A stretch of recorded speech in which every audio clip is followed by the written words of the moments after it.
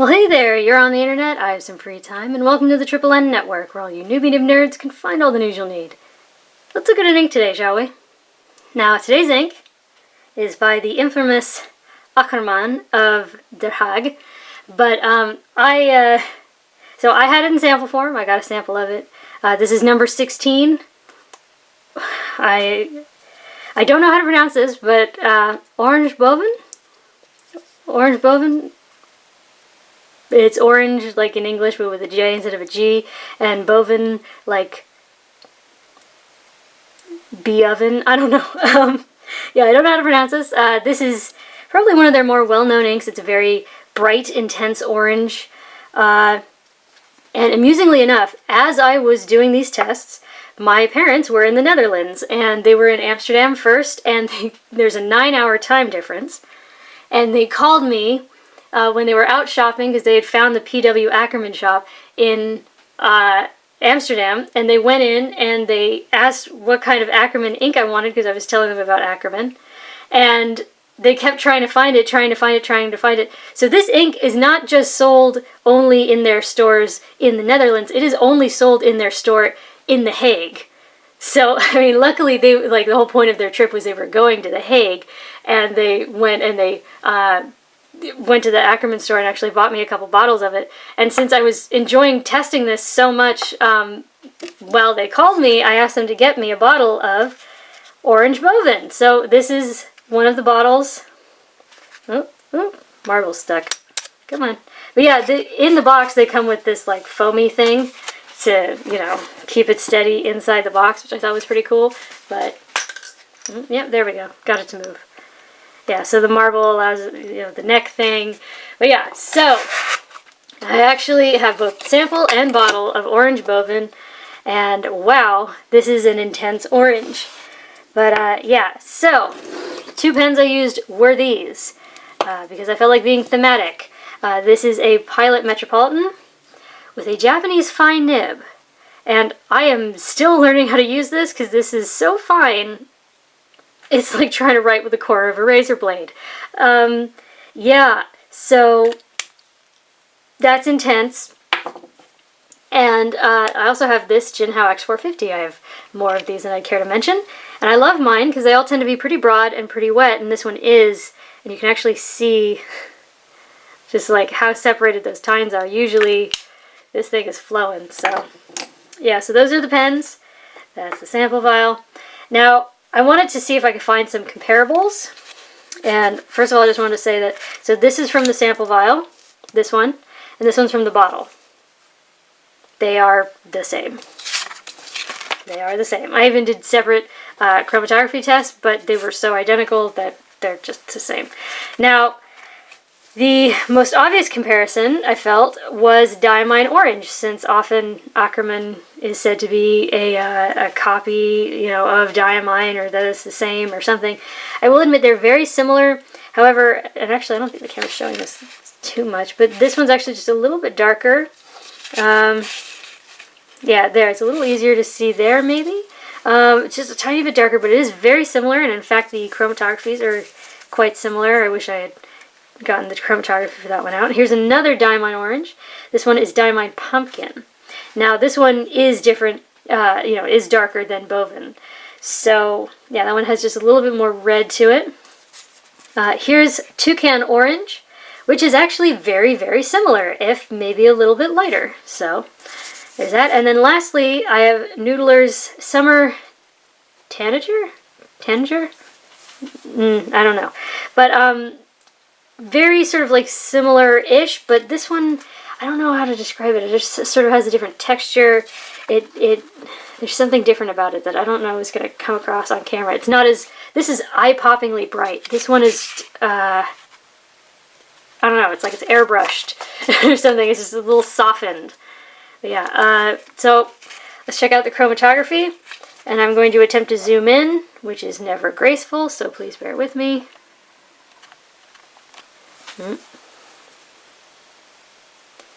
Yep, there we go.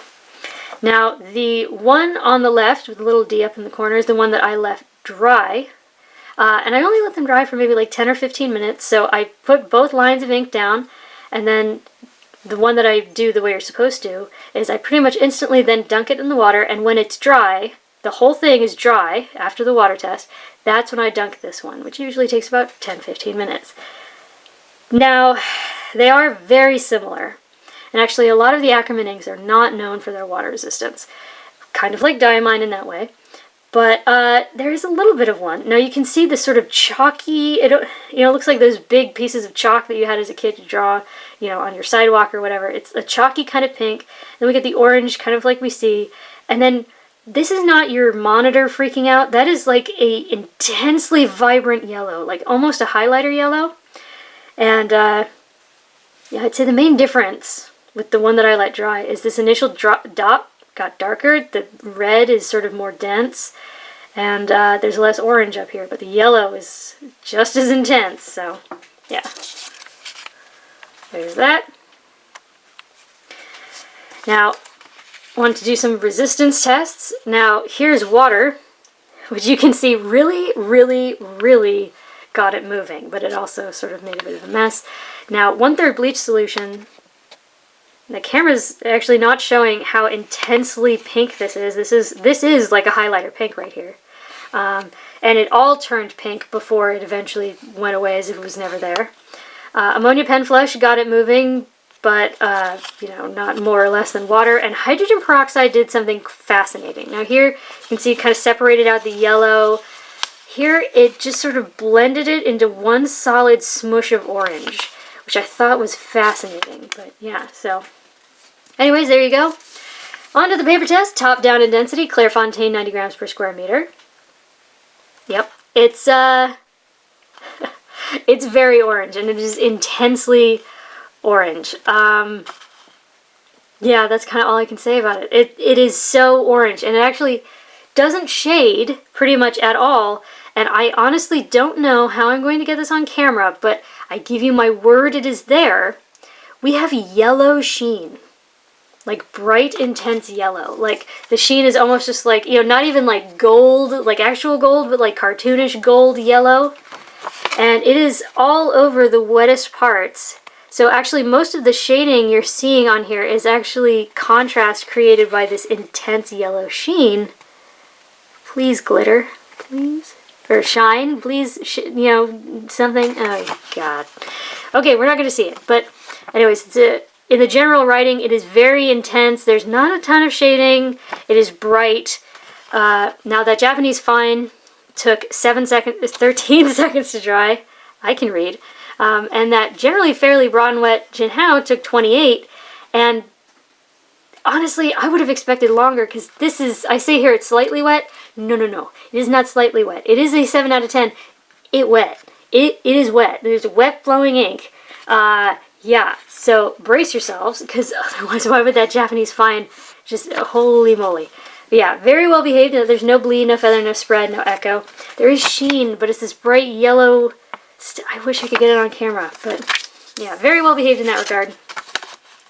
Now, the water test is gone, at least in that Japanese fine. It is, oh wait, no, I can see part of an A. Huh. Well, anyways, it is really, really gone. The bottom bit from the X450 is actually easier to read on camera, and actually in person it's more of a salmony kind of pink. It's not quite so orange, but I may have to fiddle with the light contrast later. But yeah, you can see it dyed the page faintly, and it's pretty gone. It's pretty gone. Yeah. So next up is Fabriano Echo Claw. It is an 85 gram per square meter paper. It is probably my favorite paper to write on. So the more I use it, the more I like it. Yeah, this is an intense orange ink. It's just an intense, bright orange. And I would also like to point out that although it's not the color of their flag, everyone has told me the same thing. Orange is their national color. It's sort of like their color that they think of when they think of like freedom and independence. They love orange. I lived over there for about a month and a half. I really loved it. And this orange reminds me of the orange that you see around on like flags and things. So it was a very positive association in my head because I enjoyed living there. But yeah, it's an intense, bright, jovial orange. And again, there's tons of this like yellow sheen, and I need to figure out how to get it on camera because it is just crazy. Because usually there's like an intense contrast of colors, but this is, and usually it gets darker, but here the sheen got much lighter. I don't think I've ever seen anything quite like this. I need to figure out how to get it on camera. But anyways, the Japanese fine took 12 seconds to dry. The Fairly Broad and Wet all on its own JinHao X450 took 28. And I just want to show you the intensity, the denseness of this ink. Now, yes, you can see the dots, but it's not distracting just because of how intense the ink is on its own. But look at the sheer density of color in all those smears. That's some intense ink. But yeah, we don't get a lot of shading. Everything that kind of looks like shading is hints of this gold sheen that I need to get on camera. Here, sheen. Actually, sheen actually has a lot of the sheen. Please show up. Wait. Oh my god. Yes, please. Yes, please. Do you see that? See, there it's orange, and then you turn it. More yellow. I'm telling you, there, you can see it. There, it's this really interesting, it's a different kind of sheen than I've seen pretty much anywhere else. But yeah. Anyways, as it says here, no bleed, no feather, no spread, no echo. All good in that regard. And again, the water test. And again, the water test in person is much more of a chalky pink. But yeah, the Japanese fine's pretty darn gone. X450, there's the barest hint of something. The camera's actually seemingly increasing the contrast, but yeah, it's gone. That would not be fun to try and recover. For me, I don't know. Maybe that's how you entertain yourself. I don't judge. Or I try not to. Now, this is Rhodia, 80 grams per square meter. I feel like everyone's pretty familiar with this stuff if you've ever been on the internet and are a fountain pen person. But yeah, again, it's more of the same. It's an intense bright color. You get hints of this yellow gold sheen. There it is. There we go. Some of it there. Yeah. It's just, it's intense, but it's like a good kind of intense, not an eye pain kind of intense, the way that, you know, some Bay State inks can be. But yeah, that Japanese fine took 11 seconds, and again, just look at the sheer density of the ink in that smear. That already wet X450 took 27. And again, no bleed, no feather, no spread, no echo. There is some of that gold sheen. But yeah, and Rhodia really let it go. In fact, it didn't even dye the page much. You can see where it dyed the page, kind of here and up here in the corner. But yeah, pretty much when I lifted the water away, it took all the ink with it. That Japanese fine is just gone. It's gone. But yeah, that water test with the X450, you can get like the barest little bit of like maybe half of each letter. But that would, if you had to recover a whole document, that would have been painful. Now, next up is Tomoe River, which is known for bringing out shading and sheen and dry times and echo, and it kind of did all of that. Now, that Japanese fine, which again is like writing with the corner of a razor blade, took 24 seconds to dry. But I want to reiterate, this is an intensely saturated ink, it is very wet flowing, and this is Tomoe River. This stuff is like blessed by dark sorcery or something. I don't know how it works, and that's saying something because I've actually studied paper. It does things. And so the fact that it took this long, yes, it was longer than I expected, but I'm not shocked. Because there's something about this paper and something about this ink that once you understand how this works, you're like, yeah, that makes sense. And honestly, I usually stop counting at 30 seconds, but I got to 35 and it looked close, but I was just like, okay, you know what? I usually stop at 30, I'm already at 35, I gotta stop counting. So yeah, there are pretty darn long dry times, but it's logical. Now, again, we don't see a lot of shading, and what you might think is shading is actually, yeah, see, there we go. Now, you see when you turn it this way, what shines, and then you turn it this way, that's what looks like what's light. That's more of that bright yellow sheen. And again, I don't think I've ever seen anything quite like this, but yeah, it's fascinating. Now, there's no bleed, no feather, no spread. Of course not, it's Tomoe River, it just doesn't do that. But there is some echo. Because again, I mean, especially with this X450, that's a broad line, it is intense, dense ink, it's coming out wet in an already wet pen, and this is 52 gram paper. I mean, this is like practically half the width of this stuff, of the premium papers, especially the, you know, like the Clairefontaines and things. Like, this is very thin paper. So yeah, we're gonna get some echo. And especially in the scrubbies, where I laid it on really thick because I wanted to be sure I could get that gold shine on there somewhere. But here with the X450, if you're super sensitive to it like I am, that might bother you. So Keep that in mind. Now this paper loves to let ink slide away when you add water, and it did. It did. It did even more than usual. Kind of like with the Rhodia, when you took off the water, you took pretty much all the ink with it. And again, the camera is actually really increasing the contrast here. This is not this dark in person, and it's sort of like a peachy pink. But yeah, so that's interesting. There you go.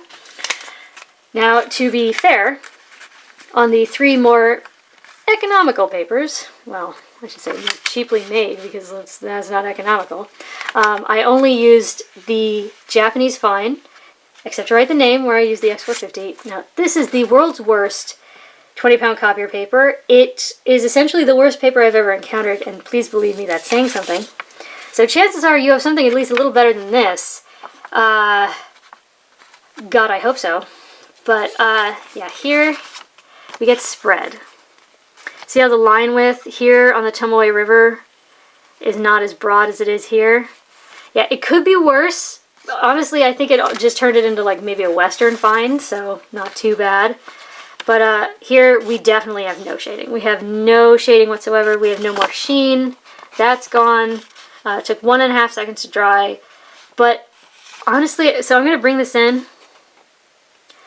We do have some woolliness and we have the odd feather. But it's not huge distracting feathers. It's not an intense distracting woolliness. This was actually much more well behaved than I was expecting. I was expecting, because it's, you know, so wet flowing and with such a sharp nib, I was expecting just a disaster. But no, it's really not so bad. Yeah. But because it's very cheap paper and it's very wet flowing, we do have some bleed through. However, I would like to point out, see here where everything's still pretty light, and then we get to here and it gets darker. I think this was the edge of the page, and I think there's been some environmental factors. It's essentially, for lack of a better word, oxygen leakage, and maybe someday I'll explain how that works, but essentially it's aged badly, the paper itself, which is why it's more sensitive along here. So honestly, here, it could be a lot worse. And again, I would hope for you have something better, because again, this is a Japanese fine. This is like the finest pen that I own, and it's uncomfortably fine. But this is a wet flowing ink, so something to be aware of. Now, more absorbent papers tend to draw the ink in, make it harder to wash out. It did and it didn't. This paper tends to freak out when you add water too. Like, look here, you actually see with how the light's affecting it, how the paper like physically changed and like pillowed out. Yeah, this paper hates water. Now, it half wanted to let go and half didn't. You can see that like the yellow, kind of like we saw in the chromatography, like that yellow and the oranginess is trying to leave, but like that red base is almost trying to stay. So it is not easy to read, but I almost feel like if I kept flooding it with more water, maybe it'd be easier to read. But honestly, compared to some of the tests we've seen, it could have been a heck of a lot worse. Now, next up is Mead Notebook Paper. This is very common for school children in the United States. Now, this particular kind is the kind you find in like a spiral notebook, not the kind you find in a lab book or a composition book. And lately, this stuff has been feathering like crazy. It'll take any opportunity to feather, which is why this actually kind of surprised me. Now, I'm not saying it's free of feathers, but if you've seen even just some of the other tests with this same paper, you'll understand that this is really not bad. I mean, look at the E in orange. Like, that's the, like, oh, we got a feather there. The E in fine, again, towards the edge of the page is kind of freaking out a little bit, but could have been a heck of a lot worse. And look at how intense the color is, even on these more absorbent papers. A lot of times, more absorbent papers seem to just suck the vibrancy out of an ink. Here, that really didn't happen. Like, we've still got this intense bright orange. It's still really great. Now, as you can tell, we don't have as much spread on here. The line width did not increase as much. In fact, it barely increased at all. So that's rather nice. But, yeah, now again, this is a Japanese fine. It's like writing with a razor blade for me, so occasionally I do scratch through the paper. And that is somewhat human error. However, this is a wet-flowing, intensely bright ink. This paper is physically thinner than 20 pound. You might see a little something, but that doesn't necessarily mean, you know, it's sort of just the facts of nature almost. Like, it's an intense wet ink. This is very thin paper. Could have been a lot worse. Honestly, I was expecting a disaster. This, I'll take it. I was impressed with this. Is it perfect? No. But compared to what I was expecting, I'm glad. Now, again, more absorbent papers. Don't want to let go. And you can tell this paper also freaked out from the water. But here, we kind of got more of the same. The stuff at the center didn't want to let go. But that orange and yellow are trying to, and that's kind of what's causing the mess. It did get a good bit lighter, but I don't know, maybe if you had to recover that, you could. Could have been worse. Now, lastly is Moleskine, which I hate because it's terrible. Now, admittedly, could have been worse. We've seen some worse results on here. However, it's not great. So, yeah, anyways, here it took 6 seconds to dry.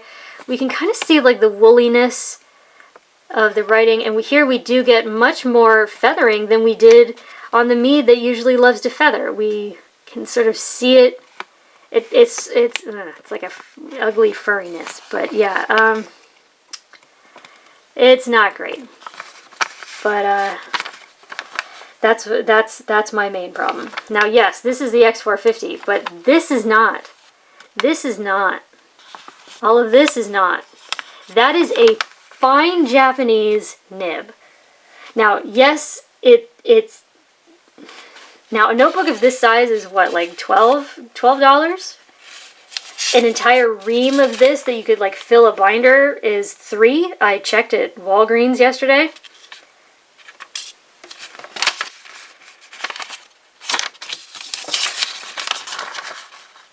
No, no, no, never again, never again. Anyways, yeah, and this paper freaked out more than, like, any other we've seen. The premium papers just let go. The more absorbent papers, they, like, let go of some stuff, and the stuff at the center was very stoic. This is just a disaster. Look, the E, which was largely washed away, it's largely washed away. The stuff at the center didn't really remain. And they're overlapping. It looks like it's on fire, and not in a cool way. I hate ending on Moleskine. It puts me in such a funk. But, yeah, so there you go. There's Akkerman's Oranje Boven. Have you seen that video where somebody pronounces all the names for the J or Bon inks? Let's find a Dutch person and get them to pronounce all of these, because please help me. I don't like massacring languages. Help. And I learn much better from hearing something than reading it, because I can barely read English. But yeah, anyways, bright, intense orange, slightly wet flowing. Really enjoyed it. Glad I have a bottle. It's pretty awesome. It's pretty awesome. Yeah.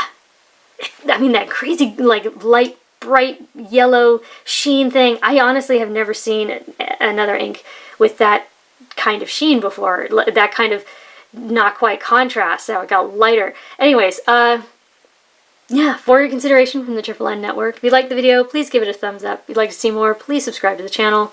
And thanks for watching. Bye.